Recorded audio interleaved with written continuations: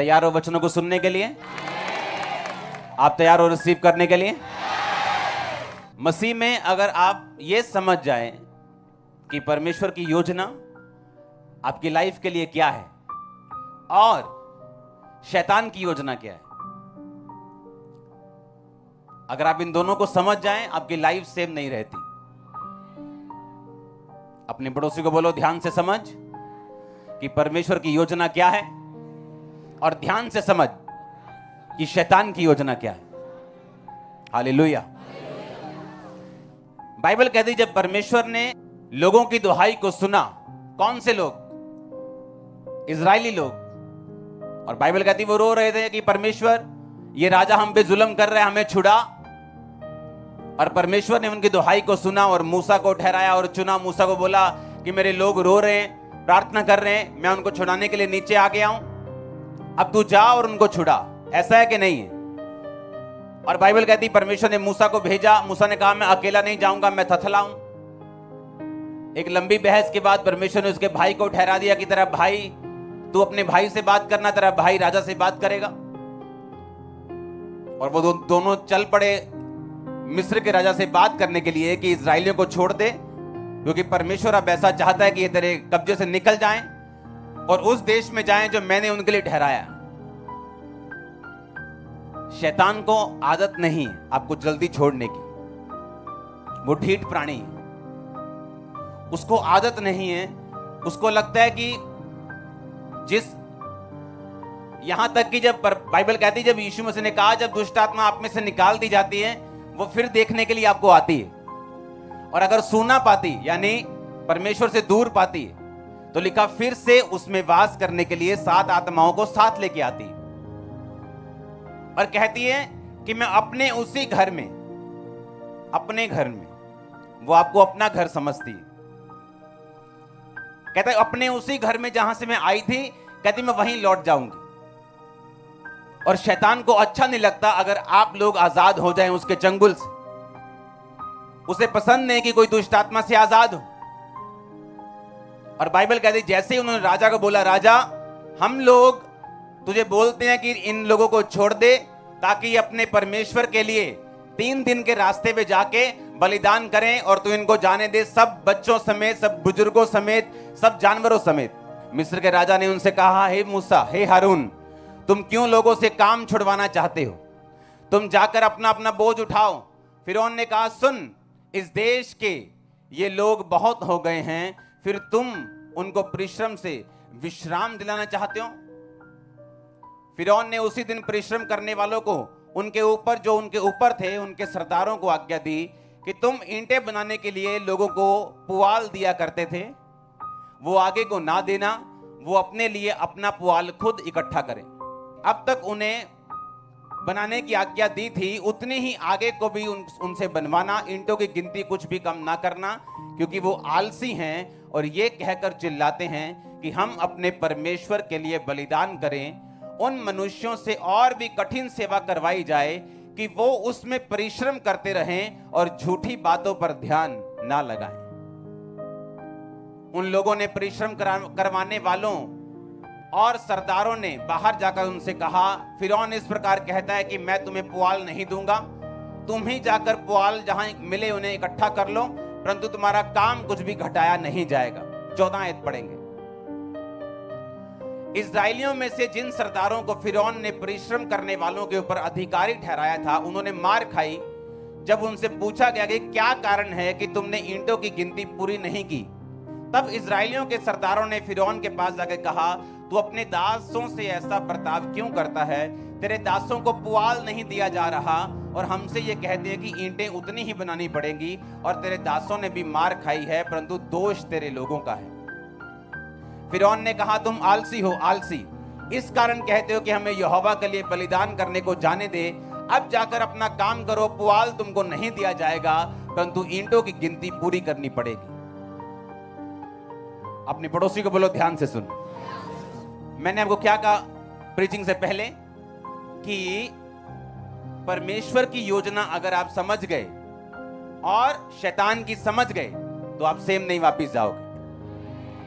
मान लो 10 लोग थे, उनको बोलते थे कि 400 ईंट रोज बनानी है, ये लो तूड़ी, वो सामने मिट्टी पड़ी है, उठाओ और बनाओ। फिर उन लोगों का लीडर आ गया मूसा, राजा से बात की कि राजा इन लोगों को छोड़ दे।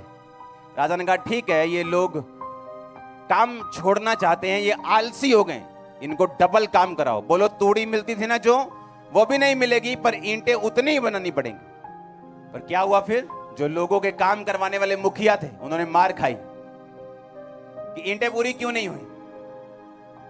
उन्होंने कहा हमें पुआल नहीं मिलता। राजा ने कहा नहीं मिलेगा, उतनी ही ईंटें बनाओ जितनी पहले बनाते थे, और खुद जाके तूड़ी इकट्ठी करो, खेतों में जाओ, जाके खुद तूड़ी इकट्ठी करो, चावल की पराली इकट्ठी करो, खुद जाके काम करो, लेकिन कुछ भी मिलेगा नहीं। और बाइबल कहती उनके सरदारों ने इकट्ठे होकर मूसा से कहा तू यहां पे जब से आया है, हमारे संकट के दिन आ गए हैं, हमारी मुसीबतें बढ़ गई। और राजा ने कहा अपने लोगों से इन पे इतना भार डालो कि ये झूठी बातों पर ध्यान ना लगाएं। पर क्या वो झूठी बात थी? मैंने कहा क्या वो झूठी बात थी? वो किसकी बात थी? परमेश्वर की, वो वचन था, वो झूठा नहीं था। लेकिन उन्होंने क्या कहा? कहते इन पर इतना भार डालो, यही शैतान की योजना है। जब वो आपको देखता है कि आप परमेश्वर की ओर चल पड़े हो, जब वो आपको देखता है कि आप छुटकारे की ओर चल पड़े हो, जब वो आपको सही जगह बैठे हुए देखते हैं, आपको सही चर्च में बैठा हुआ देखता है, आपको प्रार्थना करता हुआ देखता है, आपको बाइबल पढ़ता हुआ देखता है, अब आपको वो रोजे रखता हुआ देखता है, अब आपको वो पवित्रताई में चलता हुआ देखता है, और वो आपको तंग करना शुरू करते हैं।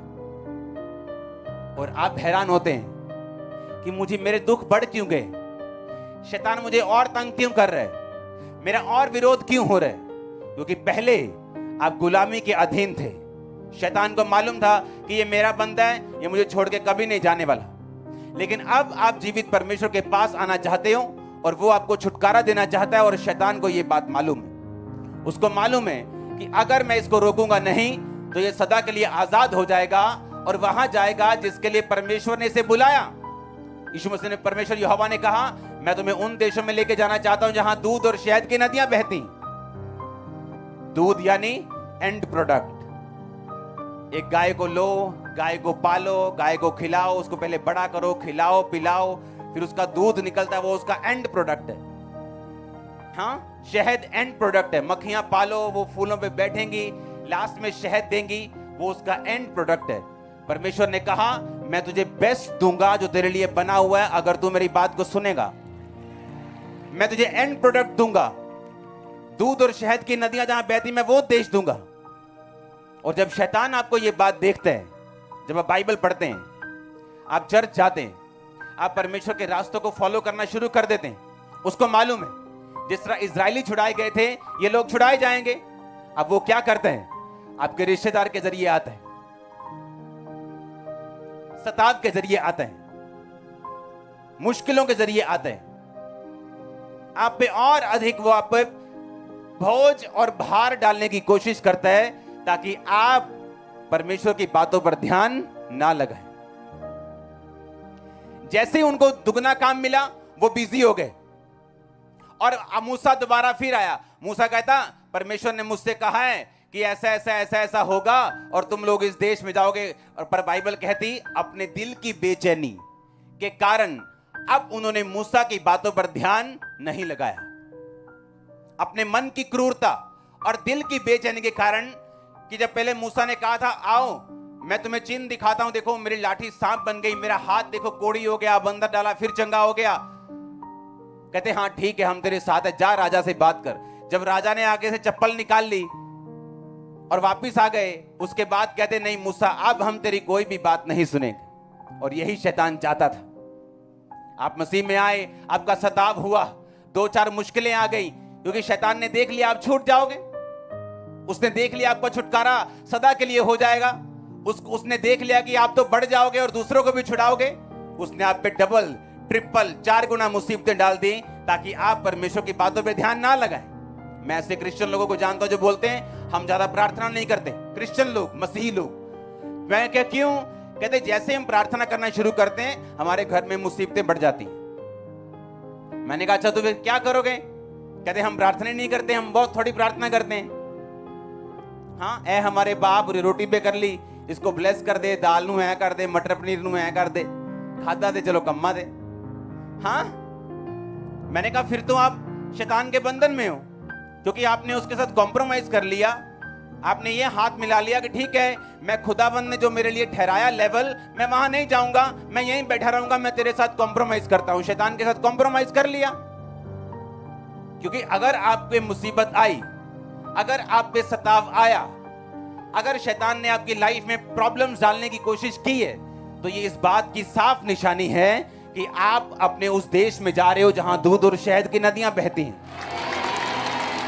अब तो हम पैदा ही उस देश में हुए, लेकिन समझो मेरी बात को कि अब आप उस डेस्टिनी, उस मंजिल की ओर जा रहे हो जहां आपको बेस्ट प्रोडक्ट मिलने वाले हैं, जहां दूध और शहद की नदियां बहती। ये परमेश्वर की योजना है आप लोगों के लिए। लेकिन बाइबल कहती है शैतान ने उन्हें दुगना तंग किया, तिगना तंग किया कि गिव अप कर दें, क्विट कर दें, चर्च जाना छोड़ दें, बाइबल पढ़नी छोड़ दें, रोजे रखने छोड़ दें। और ऐसा बहुत से लोगों के साथ होता है जब वो ये नहीं समझ पाते कि क्यों परमेश्वर ने मूसा की पुस्तक लिखी, क्यों परमेश्वर ने राजे के मन को ढीठ कर दिया, क्यों उसने दुगना तिगना 4 गुना प्रेशर डाल दिया लोगों के ऊपर।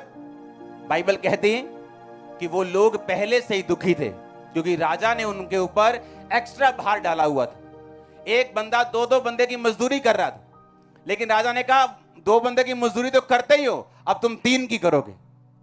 बाइबल कहती है उन्होंने कहा हमारे मरने के दिन आ गए, तूने राजा के हाथ में तलवार दे दी है। मूसा के साथ शिकायत करते रहे वो कि तूने राजा के हाथ में तलवार दे दी, हम बचेंगे नहीं। जब शैतान आपको देखता है ना कि आपने चर्च जाना शुरू कर दिया, आप ऐसी ऐसी ऐसी मुसीबतों और सताव में फंसते हैं जिसमें आपका कोई कसूर नहीं होता। आप बोलोगे यार मैं तो सीधा हूं, मैं तो चंगा भला यार, एक ही करी जाना बंदा, मैंने कुछ किया नहीं, कभी उसको कुछ बोला नहीं, पर ये मेरे खिलाफ क्यों है? वो आपके खिलाफ नहीं, वो देख चुका है कि खुदा का अनुग्रह आपके सिर के ऊपर आ चुके। आप जानते हैं यीशु मसीह क्यों कैसे जिंदगी को बदलते हैं? जब आप जानते हैं जो लोग पाप में गिरते हैं, और कई लोग ऐसे हैं जो पाप के साथ बहुत संघर्ष करते हैं, उनसे अपने शरीर पे कंट्रोल ही नहीं हुए, हर टाइम संघर्ष करते हैं। आप जानते हैं वो कौन लोग हैं? एक्चुअल में वो स्टार लोग हैं। एक्चुअल में मैं आपको बताता हूं कैसे। क्योंकि बाइबल कहती है कि सामरी औरत जब पानी भरने के लिए गई तो वो 6वें घंटे के लगभग था, यानी दोपहर का टाइम था। यीशु मसीह रास्ते से आ रहे थे और चेले खाना लेने के लिए चले गए। यीशु मसीह कुएं के पास बैठ गए और वो औरत दोपहर को 12 बजे पानी भरने आ रही। यीशु मसीह ने कहा, सामरी औरत यानी यहूदियों से छोटी जाति होती थी और यहूदी उनके साथ कोई पानी नहीं पीते थे, व्यवहार नहीं रखते थे। यीशु मसीह ने कहा मुझे पानी पिला। उसने कहा प्रभु तू तो यहूदी है, तू यहूदी होकर मुझ सामरी से पानी क्यों मांगते है? और वहां पर यीशु मसीह ने जात और पात को खत्म कर दिया। बोला नहीं, कितनों को मेरी बात समझ आ रही? उसको एक्सेप्ट किया कि मुझे पानी पिला और मैं भी तुझे वो पानी दूंगा जिसे पीकर तू प्यासी नहीं रहेगी और अनंत जीवन का सोता बन जाएगी, तेरे अंदर से वो निकला करे। सुनो मेरी बात। अब अगर आप ध्यान से देखें तो वो औरत, यीशु मसीह ने कहा जा अपने पति को लेके आ। उसने कहा मेरा कोई पति नहीं। यीशु मसीह ने कहा ठीक कहती तू, क्योंकि तू 5 पति कर चुकी और अब भी जिसके पास तू रहती है वो तेरा पति नहीं, तू नाजायज तौर पे एक बंदे के साथ रह रही। और यही कारण था कि वो औरत रिजेक्टेड थी। रिजेक्टेड इसलिए थी कि कोई भी बंदा उसके साथ पानी भरने के लिए, औरतें इकट्ठे पानी भरने के लिए सुबह सुबह जाती थी, दोपहर को नहीं जाती थी, सुबह सुबह या शाम को, मोस्टली सुबह।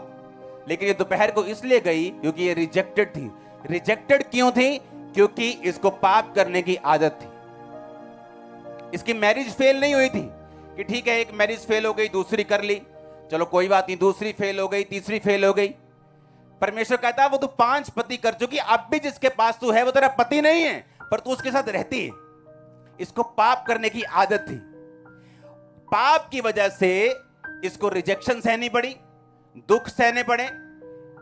पाप की वजह से इस औरत की फैमिली कभी सेट नहीं हुई, इसको राइट पति कभी नहीं मिला। बॉयफ्रेंड ही मिलते रहे और वो छोड़ के जाते रहे। क्यों? पाप की वजह से। लेकिन जब यीशु मसीह ने उसे देखा और बोला अगर तू मुझसे मांगे